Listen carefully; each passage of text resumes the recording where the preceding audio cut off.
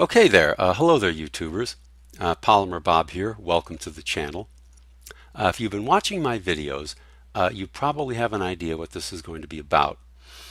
Back on April 25th, the Communist Party of China sent out this nasty, threatening letter to several international airlines demanding that they refer to certain territories as part of China. Essentially Taiwan, Macau, Hong Kong, I believe Tibet.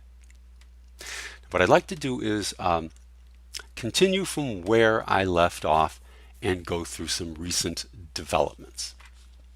Now, 17 days ago, it was Thursday, May 24th. It was one day before the Chinese imposed deadline.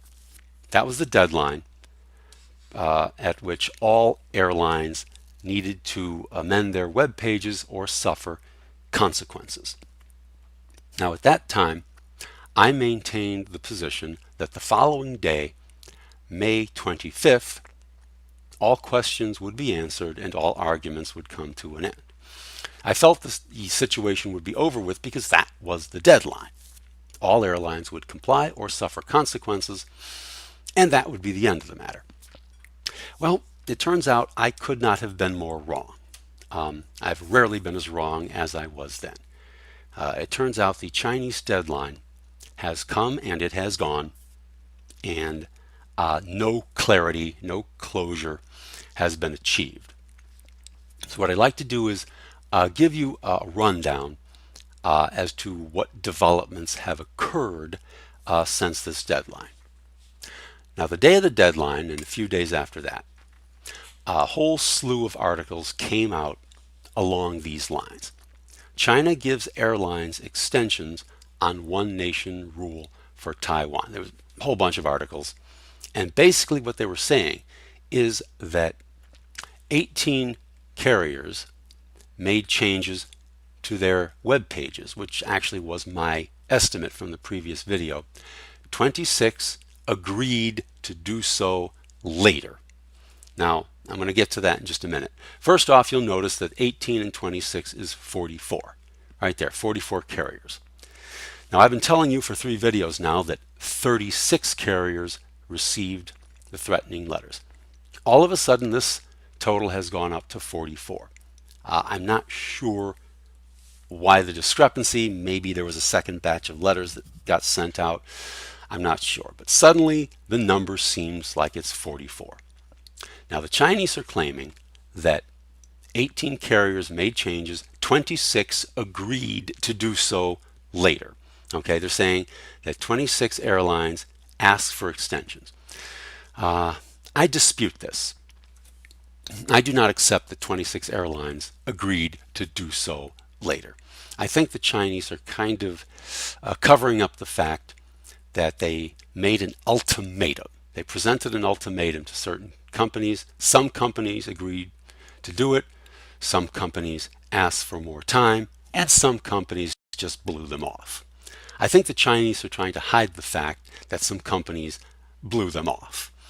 Okay, if you make an ultimatum and your ultimatum is defined, you cannot just let people blow off your ultimatum. You have to take action.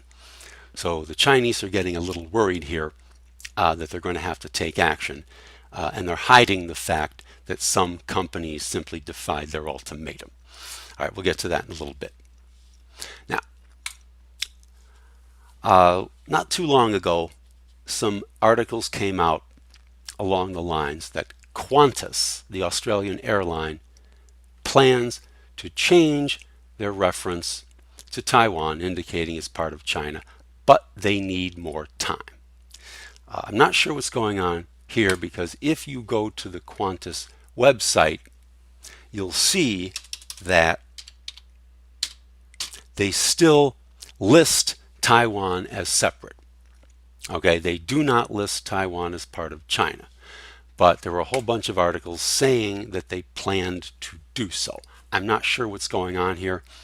Maybe Qantas has kowtowed to the Chinese. Maybe they're playing some kind of a trick for more time. I'm not sure what's going on here. What I do know is that it does not take 45 days to change a web page. So something is going on here. We're just going to have to wait to see what happens. Another interesting development is here. United takes back seat in dispute over Taiwan reference. Several articles came out about United Airlines. Basically, what United is saying is that they will not get involved in the dispute. They're going to leave their web page alone and let the governments in Washington and Beijing mud wrestle over the situation. So basically, this is a statement that United Airlines will not change their web page. Okay, what retribution the Chinese will take, I'm not sure. We're just going to have to wait to see how this plays out. Another development right here, as soon as it bothers to come up. Okay, 2 Japanese airlines correct reference to Taiwan. Now, what happened here was somewhat interesting. 2 Japanese airlines, they were Japan Airlines and All Nippon Airways, changed their reference to Taiwan to indicate that it was part of China. This gentleman, Hideki Nagayama, started this public relations campaign, some sort of an online petition drive, to try to get these 2 airlines to switch Taiwan back as a separate entity, and they were successful.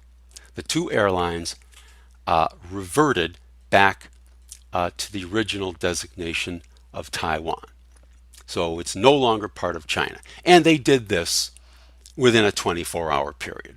Okay, so within a day, they switched their web pages to Taiwan, China, and then back to Taiwan, separate entity.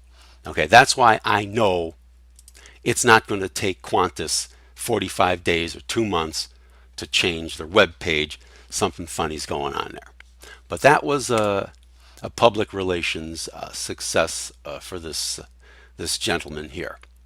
As he says, Taiwan belongs to its people. Don't sell the island out to foreign countries. So this gentleman achieved a considerable success in getting the 2 Japanese airlines to switch back to their original web page. All right, another issue. I won't go too much into this. Basically, it's saying the White House asked airlines to ignore China's demands about Taiwan's name. Now, I'm not a fan of President Trump by any means, but I will say I do agree with some of his policies. Here, I think he's doing the right thing by asking our airlines to stand firm. There were actually 4 airlines that received the threatening letter. United, who we already read about, American, Delta, and Hawaiian Airlines. Last I checked, all 4 of those airlines were standing firm. Okay, this one came here as soon as my web page condescends to load up. Okay, this one here was kind of a surprise. There's an international governing body of airlines, the International Air Transport Association. Now, I did not know this was going on. This international governing body received a message from the Chinese communists. Basically, the communists were asking them to force all international airlines to change their designation of Taiwan to be part of China. I did not know the Chinese had made this demand.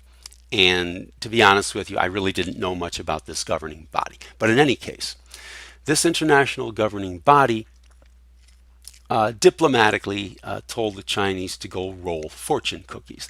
They basically said they're not going to get involved in these politics, and that political considerations should not interfere with airlines' abilities to conduct their business.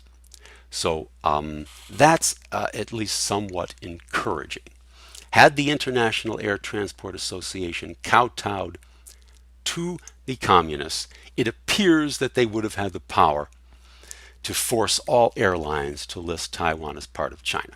They've decided not to use that power. So that I think is an encouraging sign. All right, I've thrown a lot of stuff at you here, and what does all this mean? Well, what this means is that contrary to my beliefs, there was no closure and no resolution to this issue when the deadline of May 25th came and went. So we are just going to have to stay tuned here to see what happens. As always, should there be further developments on this issue, and I really can guarantee you there will be, I will keep you posted. Thank you very much. Have a wonderful day.